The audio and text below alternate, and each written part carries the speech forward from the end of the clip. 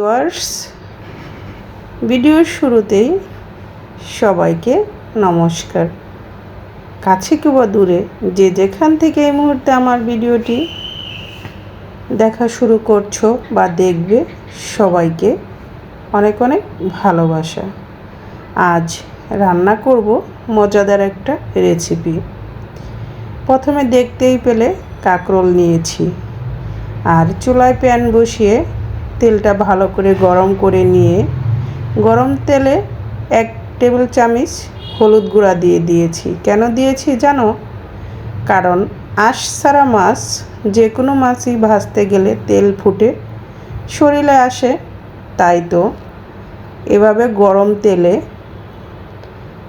1 table চামচ হলুদ গুঁড়া আগে দিয়ে নিলে যে কোনো আঁশ ছাড়া মাছ ভাজতে গেলে আর তেল ছিটে আসবে না, এ কারণে দিয়ে নিয়েছি। এই তো মাছগুলো আমি একটু কড়া করেই ভেজে নিচ্ছি, কারণ পাবদা মাছ একটু নরম, তাই তো একটু কড়া করে ভেজে নিলাম, যাতে তরকারিতে দেওয়ার পরে ভেঙে না যায়। আর সবগুলো মাছের পেট ভরাই ডিম। অবশিষ্ট মাছগুলো আমি একই প্রসেসে ভেজে নিচ্ছি। আর এই গরমের ভিতরে পাবদা মাছের ঝোল খেতে খুবই ভালো লাগে। সবগুলো মাছই ভাজা হয়ে গিয়েছে। এখন আমি চলে আসলাম কড়ার কাছে। কড়াইয়ে পরিমাণ মতো তেল দিয়ে গোটা তেজপাতা, গোটা জিরা দিয়ে দিলাম। একটু হালকা ভাজা হওয়ার পরে দিয়ে দিব এখানে কেটে রাখা আলু। যারা আমার ভিডিও দেখো তারা তো অবশ্যই জানো যে আমি প্রত্যেকটা তরকারিতে রান্না করার আলুগুলো একটু আগে ভেজে নেই, কারণ ভেজে রান্না করলে যে কোনো রেসিপি খেতে খুবই সুস্বাদু হয়। তাই তো আলুটা আমি সবসময় ভেজেই রান্না করি।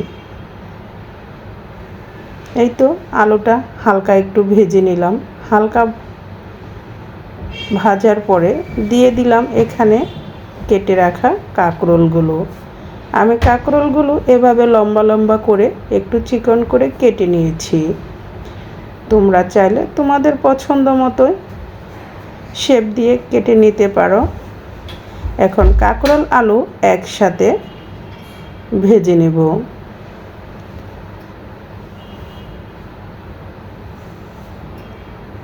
কাঁকরোল খাওয়া আমাদের স্বাস্থ্যের জন্য খুবই ভালো। কাঁকরোলে প্রচুর পরিমাণ আয়রন আছে।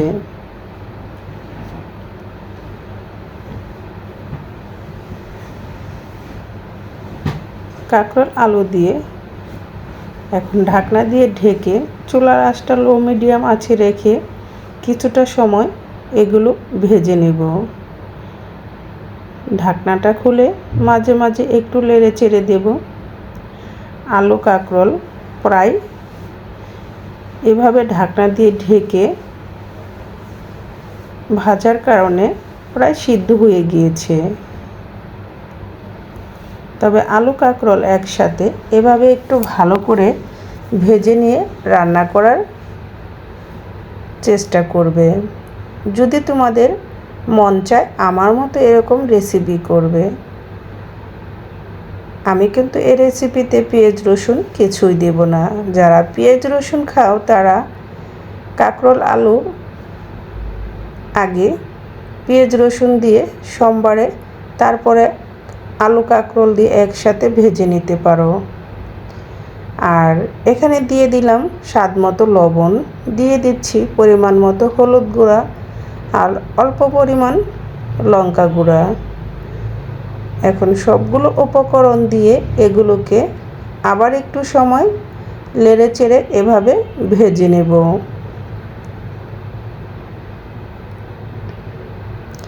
দেখতেই পাচ্ছ বন্ধুরা, হলুদ গুঁড়া আর মরিচ গুঁড়া দেওয়ার পরে কালারটা কত সুন্দর হয়েছে।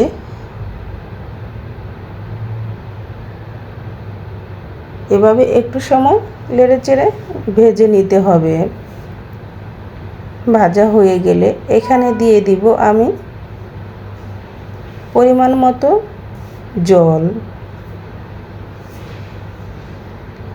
হালকা মশলায় যে কোনো তরকারি খেতে কিন্তু খুবই মজাদার। আর যারা পেঁয়াজ রসুন খাও তারা হয়তো ভাবতেছো এভাবে রান্না করলে রেসিপিটা স্বাদ লাগবে না।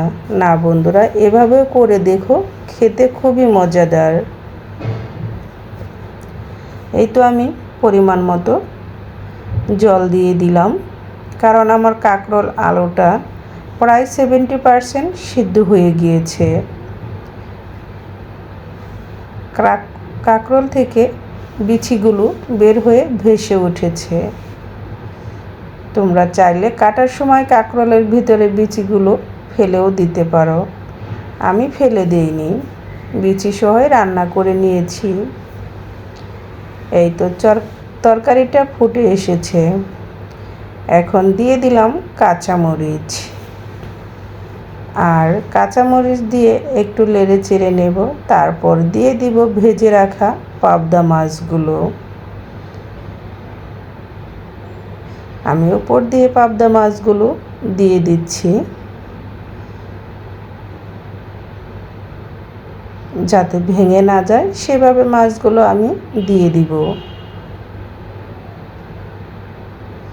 যদি আমার এই রেসিপি তোমাদের ভালো লাগে, একবার হলো ট্রাই করে দেখো, খেতে কতটা সুস্বাদু লাগে। আর পাবদা মাছ খুবই নরম আর খেতেও খুবই সুস্বাদু। বাচ্চাদেরা খুবই পছন্দ করে এই পাবদা মাছ। এই তো তরকারিটা হয়েও গিয়েছে। আর নামানোর আগে দিয়ে দিব জিরা গুঁড়া। জিরা গুঁড়া দিয়ে হালকা একটু আলতোভাবে নেড়ে চেড়ে চুলা থেকে তরকারিটা নামিয়ে নেব।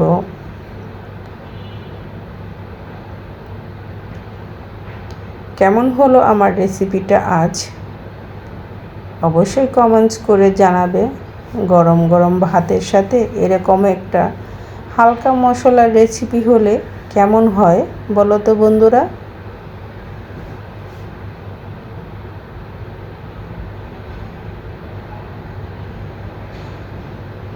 এখন আমি চুলা থেকে তরকারিটা নামিয়ে নেব।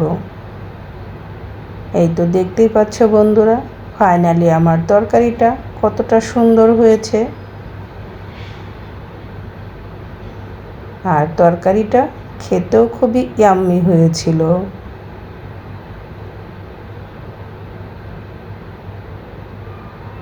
সবাই ভালো থেকো, সুস্থ থেকো। আবার দেখা হবে নতুন ভিডিওতে। আর এত সময় যারা আমার ভিডিওটি ফুল ওয়াচ করলে তাদের সবাইকে অনেক অনেক ধন্যবাদ।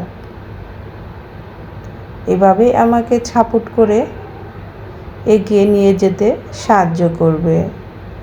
আর আমিও তোমাদের পাশে আছি, থাকবো। তাহলে সবাই ভালো থেকো, সুস্থ থেকো। আজকের মতো ভিডিওটি এখানেই শেষ করছি। আবার দেখা হবে নতুন ভিডিওতে, নতুন রেসিপিতে।